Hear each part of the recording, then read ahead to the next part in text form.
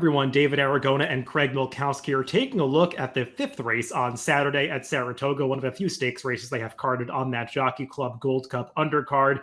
Race 5 is the Grade 2 Prioress, going 6 furlongs on the main track for 3-year-old fillies. And Craig, unfortunately, another small field. This has become a theme at the Saratoga meet, and it's a theme in the stakes races on Saturday. Just 5 runners signed on for this Prioress, but at least we do have some talent among them. Yeah, this is one where I think you could make a case for at least 4 of the 5 horses, maybe 5 if you want to be really creative. And I think it'll be a pretty interesting race on the track.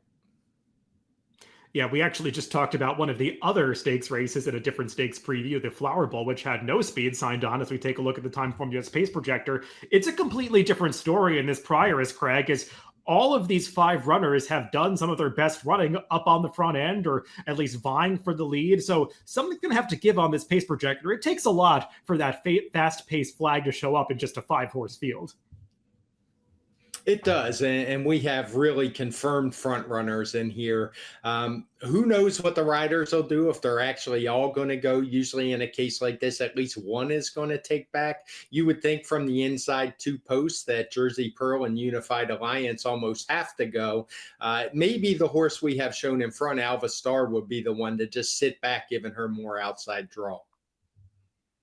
Yeah, I would predict that the number 1 Jersey Pearl would be the one most likely to take back. Ridden by Irad Ortiz, her jockey. Not always so interested in getting involved in speed duels, and she is one that has done some running from off the pace in the past. And as we take a look at her Timeform US pace, or her pace, her past performances, I should say, in Timeform US, you can see that she's not a one-dimensional speed type. She did win that race going gate to wire at Ellis Park 2 back when she was just facing an overmatched field, but otherwise she's come from off the pace in a few starts, including when she defeated Alva Star at Churchill Downs 3 back. Last time out, she tried the Grade 1 test. I think that day, Luis Saez tried to keep her a little closer to what was a really fast pace, and she just got tired. This time, I wouldn't be surprised if Connections try to get a little less aggressive with her.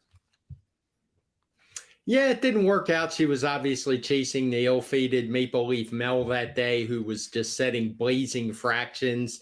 Probably not the best horse to chase at the time. She had run good speed figures, and it's not like she totally packed it in. She still ran a 110 with that pace adjustment to show you just how fast they were going early. So she definitely has a shot. Irad Ortiz very well may take her back, like you said. I think it just kind of depends how she gets out of the gate.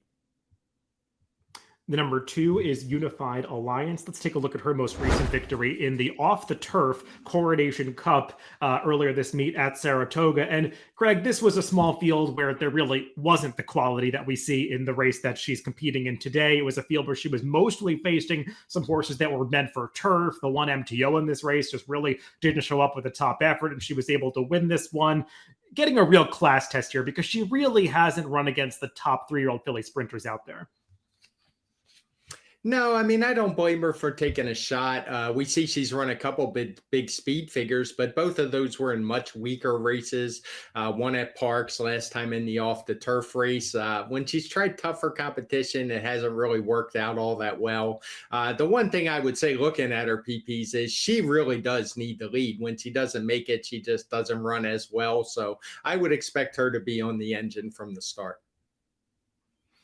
Another horse who figures to be forwardly placed is the number 3, Unsung Melody. We'll take a look at her past performances in Timeform US. And Greg, I just think the mile was too far for her last time in the Wilton Stakes. And in retrospect, probably no disgrace losing to Randomized. She'd come back to win the Grade 1 Alabama. Also, they rated her that day off a slow pace. She is a filly that really wants to be on the engine from the start, and she's been more successful using those front-running tactics in the past, like when she won that allowance race at Elvis Park 2 back. The problem is there are plenty of other fillies with speed in this race, and I'm not sure that she's necessarily the most talented of them. I agree. When I said you could make a case for 4 out of the 5 and maybe be creative for the 5th, this was the 5th one in Unsung Melody. She just doesn't really have the speed figures that stack up. She also figures to run into some faster rivals early. And as a filly that likes to be on the front end, it's just not a good situation for her. Yeah, trainer John Ortiz has sent some live runners to Saratoga at this meet, but she would have to need a career best effort to beat this field. The number 4 is Alva Star. Let's take a look at her last race at Delaware when she beat older rivals in the Dashing Beauty Stakes. And this was a pretty impressive effort. She set a legitimate pace early and just flicked away those older pursuers at the top of the stretch as she opens up to win this race by nearly 7 lengths. Obviously, the best performance of her career so far, but she had also run well too back when she was a narrow second behind Jersey Pearl, who we just talked about, also in this race. She's been improving with every start, Craig, and might not be as short a price as she really deserves to be for a lower profile barn.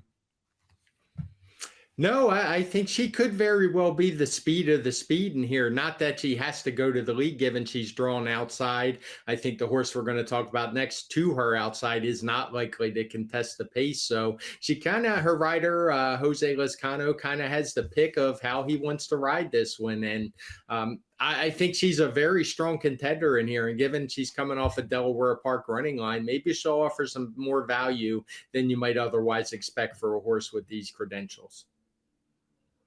You do see that pink color coding in the race rating box for that last race at Delaware. That indicates it was a day that in the time formulas algorithm was slightly speed favoring. So maybe you want to downgrade her performance just slightly, but she still has speed figures that put her very much in the mix in this race, arguably make her the horse to beat. The number 5 is Dazzling Blue. Let's take a look at her last race in the victory ride at Belmont Park. And she was chasing home Maple Leaf Mel this day. Felt like her connections decided beforehand not to go after that foe. She has a ton of early speed, but they just did not seem interested in dueling for the front end that day. So now breaking from the outside, Craig, I kind of agree with something you were just alluding to. She feels like one that's going to be happy to just track off whoever decides to go to the front. Right. And it's kind of hard to argue with that decision. It worked out. She ran a good second in the victory ride. I doubt she was beating Maple Leaf Mel if she challenged her that day. And maybe those will be tactics she tries to employ here. She took a big step forward, speed figure wise, and being in that chase position is not always the easiest trip. Now, they weren't going super fast that day in the victory ride, but I like that she was able to hold on for second over Vava, a horse who we saw come back and win a graded stakes at Charlestown. So the victory ride was definitely better than a grade 3, in my opinion. Yeah, it was encouraging to see her finally break well that day because she had broken slowly in each of her 3 prior starts, which was a big concern that I had going into that victory ride. She finally broke better, but her connections decided not to go with it, like you said, and took her back a little bit. I agree. She was never beating Maple Leaf Mel that day. I frankly would have liked to see her finish off the race a little more strongly. She was kind of shortening stride coming to the wire. She doesn't have speed figures that are quite as high, at least as the last number, as Alva Star. I think she's going to be a pretty short price in this race, just going out for the connections that she does, Brad Cox, and just being a horse that has garnered a bit of a following off those 3 big victories in impressive fashion to start off her career. So let's throw up our picks for this 5-horse Prioress, Craig, and you're going to go with that favorite, the number 5, Dazzling Blue. She's reliable. She's likely to get the right trip. I just feel like she's going to be an awfully short price. Yeah, had I had the morning line, I probably would have went and maybe flipped those top 2, but I didn't have the morning line when I did this. And I do think Dazzling Blue is the most likely winner. So I'll stick with her as my top pick, but I think the 4 is dangerous as well with that Delaware Park running line. She might offer a little value.